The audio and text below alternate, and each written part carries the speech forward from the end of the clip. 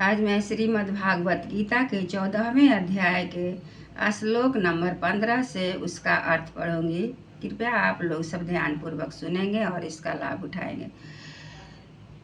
रजोगुण के बढ़ने पर अर्थात जिस काल में रजोगुण बढ़ता है उस काल में मृत्यु को प्राप्त होकर कर्मों की आसक्ति वाले मनुष्यों में उत्पन्न होता है तथा तमोगुण के बढ़ने पर मरा हुआ पुरुष कीट पशु आदि मूढ़ योनियों में उत्पन्न होता है। क्योंकि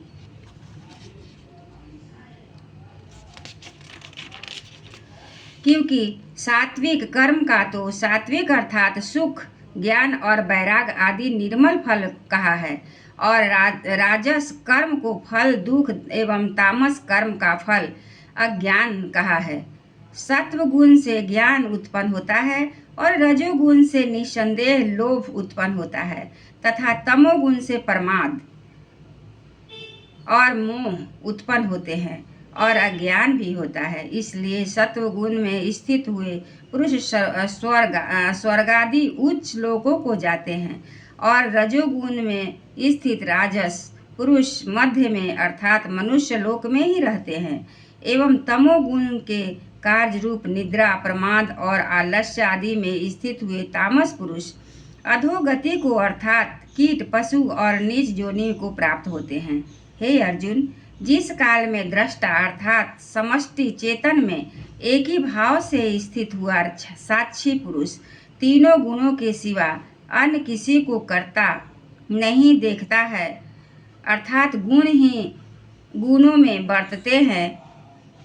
त्रिगुणमय माया से उत्पन्न हुई अंतःकरण के सहित इंद्रियों को का अपने अपने विषय में विचारना ही गुणों का गुणों में बरतना है। ऐसा देखता है और तीनों गुणों से अति परे सच्चिदानंद घन श्याम स्वरूप मुझ परमात्मा को तत्व से जानता है। उस काल में वह पुरुष मेरे स्वरूप को प्राप्त होता है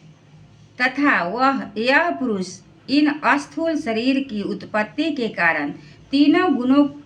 को उल्लंघन करके जन्म मृत्यु वृद्धावस्था और सब प्रकार के दुखों से मुक्त हुआ परमानंद को प्राप्त हो जाता है।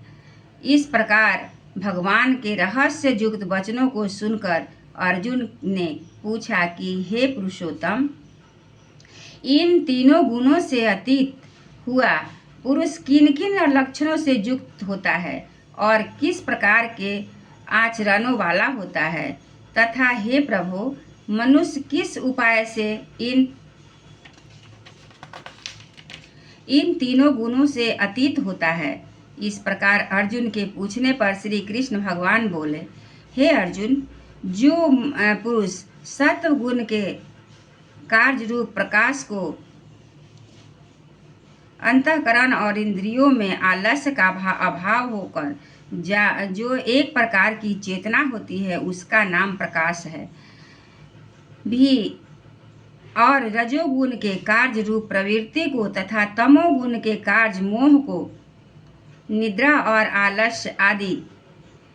की बहुलता से अंतःकरण और इंद्रियों में चेतन शक्ति के लय होने को यहाँ मोह नाम से समझना चाहिए। भी न तो प्रवृत्त होने पर बुरा समझता है और न निवृत्त होने पर उनकी आकांक्षा करता है। जो पुरुष एक सच्चिदानंद घन परमात्मा में ही नित्य एक ही भाव से स्थित हुआ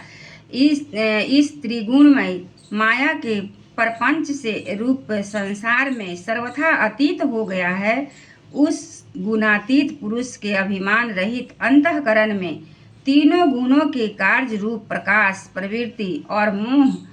मोहादि वृत्तियों के प्रकट होने और न होने पर किसी काल में भी इच्छा द्वेष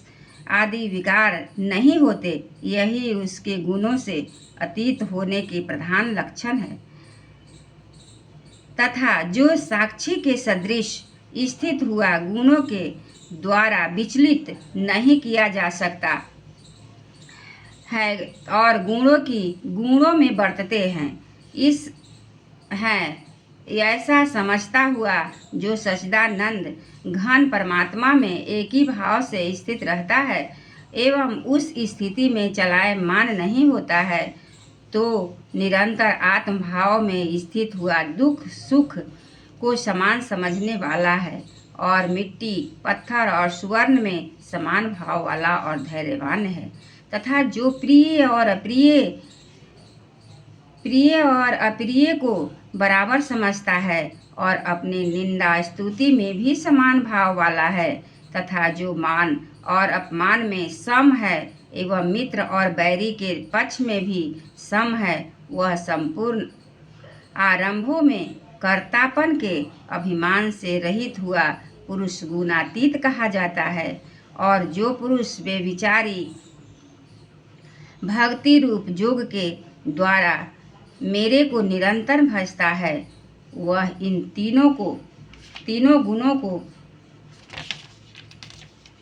अच्छी प्रकार उल्लंघन करके सच्चिदानंद घन ब्रह्म में एक ही भाव होने के लिए योग होता है। हे अर्जुन, इस प्रकार अविनाशी पर ब्रह्म का और अमृत का तथा नित्य धर्म का और अखंड एक रस आनंद का मैं ही आश्रय हूँ, अर्थात उपयुक्त ब्रह्म, अमृत, अव्यय और शाश्वत धर्म तथा एकांतिक सुख, यह सब मेरे ही नाम है, इसलिए इनका मैं परम आश्रय हूँ।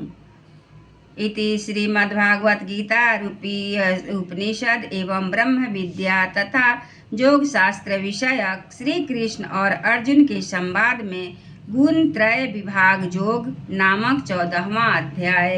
एक बार बोलिए श्री कृष्ण भगवान की जय। चतुर्भुज रूप की जय, विराट रूप की जय, वृंदावन बिहारी लाल की जय।